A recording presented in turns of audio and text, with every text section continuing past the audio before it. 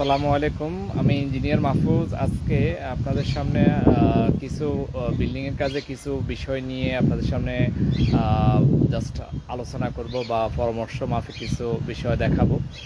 তো সেটা হচ্ছে যে আপনারা অলরেডি টাইটেলও দেখে বুঝতেছেন আমি কোন বিষয় নিয়ে কথা বলবো। তো আজকে হচ্ছে যে প্রথমেই ধরে নিচ্ছি আপনাকে বলতেছি যে ঠিকাদার নির্বাচন আপনার খুব গুরুত্বপূর্ণ একটা বিষয়। জেলা এবং উপজেলা, অর্থাৎ জেলা এবং উপজেলা, শহর কিংবা গ্রাম, সব দিকে হচ্ছে যে আপনার মেন যে বিষয়টা দাঁড়াচ্ছে সেটা হচ্ছে যে আপনার ঠিকাদার নির্বাচনে খুব গুরুত্বপূর্ণ একটা বিষয়, বা আপনার কন্ট্রাক্টর নির্বাচনে খুব গুরুত্বপূর্ণ বিষয়। এক নম্বর বিষয় হচ্ছে যে আপনার যে ঠিকাদারকে দিচ্ছেন যে কাজটা, উনি আসলে ডিজাইন কেমন বুঝেন, এবং হচ্ছে যে এবং ওনার যে হেড মিস্ত্রি, যে মিস্ত্রিগুলো রাখা আছে ওগুলো আসলে কেমন ডিজাইন বুঝেন। তো এটা হচ্ছে খুব গুরুত্বপূর্ণ। ওদেরকে অবশ্যই যে যিনি বুঝেন এবং যে টিমগুলো হচ্ছে আপনাদের কথাবার্তা শুনেন, তো তাদেরকে দিয়ে কাজগুলো করানোর চেষ্টা করবেন। তো আজকে আমরা গ্রেড বিম নিয়ে কিছু কথা বলবো। সেটা হচ্ছে যে গ্রেড বিমটা অর্থাৎ নামানোর পরে আপনার যে কিছু বিষয় থাকে, অর্থাৎ গ্রেড বিম নামানোর আগে অবশ্যই আপনার ইঞ্জিনিয়ার দ্বারা চেক করাবেন, এবং যেসব বিষয়গুলো থাকে অর্থাৎ সাইডের যে বোর্ডগুলা ফিট করার আগে অবশ্যই আপনাকে আপনার ইঞ্জিনিয়ার দ্বারা অবশ্যই চেকটা করাবেন। যদি আপনার ইঞ্জিনিয়ার দ্বারা চেক যদি না করেন, সেক্ষেত্রে যে বোর্ডগুলো লাগানো হয় সেক্ষেত্রে যদি কোনো ভুলভ্রান্তি থাকে সেগুলো কিন্তু আপনার ঠিক করাটা অনেক ডিফিকাল্ট হয়ে যায়, মানে অনেক কঠিন হয়ে যায়।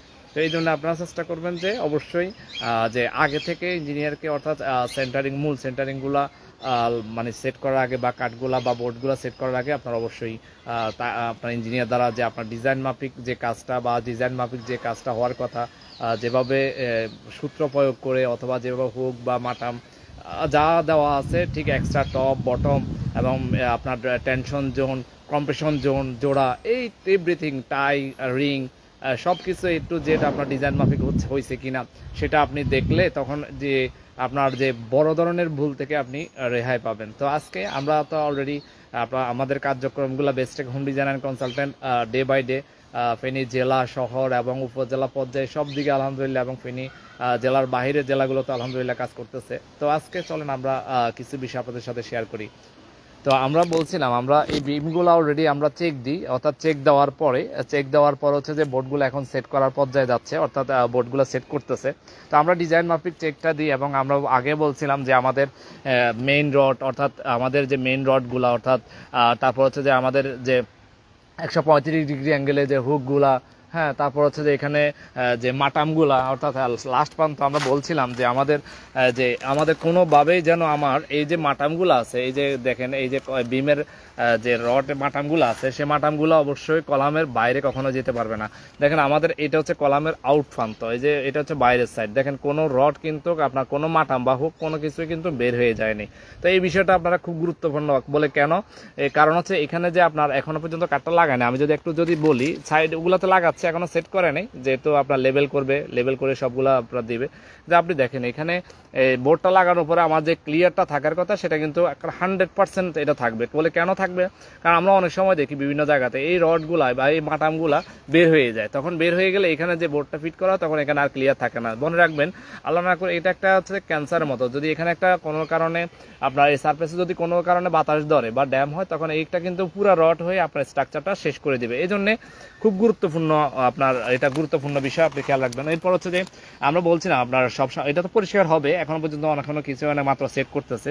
এরপর ব্লকগুলা, আর অবশ্যই আমরা বলছিলাম যে প্রত্যেকটা রড কিন্তু আপনার কলামের রডের ভিতর দিয়ে যাবে, কোনো রড কিন্তু বাইরে দিয়ে যাবে না। এবং আমরা বলছিলাম মূল রিংগুলা, টাইগুলা, এই যে দেখেন, আমি যদি আপনাকে এই বিমটা দেখাই, দেখেন এই বিমটার এই পর্যন্ত আপনার রডের যে এই যে দেখেন এই পর্যন্ত আপনার বিমটা, এর ভিতরে কিন্তু আপনার দেখেন এই যে আপনার রিংগুলো আছে এবং টাইগুলো আছে, এবং প্রত্যেকটাতে কিন্তু 135 ডিগ্রি অ্যাঙ্গেলে কিন্তু হুকগুলো দেওয়া আছে। দেখেন এখানে, দেখেন সবগুলা কিন্তু হয়ে যে দেওয়া আছে, এবং অল্টারনেট করে, ঠিক আছে, অল্টারনেট করে সবগুলাই দেওয়া আছে। তো আপনারা অনেক সময় এগুলো ভিতরে এগুলো অনেকে দেন না, তো এটা হচ্ছে আপনাকে অবশ্যই দিতে হবে। বলে কেন দিতে হবে, কারণ একটা রিং যদি এখানে হয় আর একটা রিং যদি এখানে হয়, তাহলে একটা রিংয়ের যে স্ট্যান্ডার্ড যে দূরত্ব থাকে, অর্থাৎ সূত্র অনুযায়ী যে দূরত্ব থাকে, সেটা কিন্তু আপনার অ্যাকুরেট থাকে না। এই জন্য আপনাকে যে আপনার অবশ্যই আপনার যে সূত্র অনুযায়ী আপনার যে ভিতরে যে টাই এবং হচ্ছে যে আপনার রিং যেটা থাকে সেটা অবশ্যই দিতে হবে।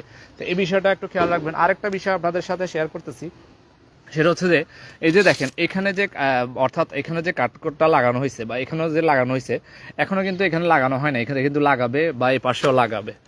এই পাশেও কিন্তু লাগাবে। হ্যাঁ, আমি একটা দিয়ে কথা বলতেছি, এখানে অনেকগুলা আছে, সবগুলা চেক করে একটু যেটাই কম বেশি আমরা বলছি। তো এখন যেটা বলছি, এরপর হচ্ছে আপনাকে এটা কিন্তু চিপিং করতে হবে খুব ভালোভাবে, এটা কিন্তু চিপিং করতে হবে। চিপিং করার পরে আমি যদি আপনাদেরকে একটু যদি দেখাই যে আপনার এখানে অনেকগুলো অলরেডি ছড়িয়ে গেছে, আমি তারপর দেখাচ্ছি। এই যে মনে করলেন যে টুকটাক যে ময়লাগুলো থাকে, এই যে বিষয়গুলো, এগুলা কিন্তু আপনাকে পরিষ্কার তো পরবর্তীতে করলে এখানে যে গ্যাপটা থাকে সেটা কিন্তু আর পরিষ্কার হয় না। তাহলে আপনাকে কি করতে হবে, যে এটা আপনাকে এই বোর্ডটা সেট করার আগে আপনাকে ভালো করে পানি দিয়ে এটা কিন্তু পরিষ্কার করে দিতে হবে।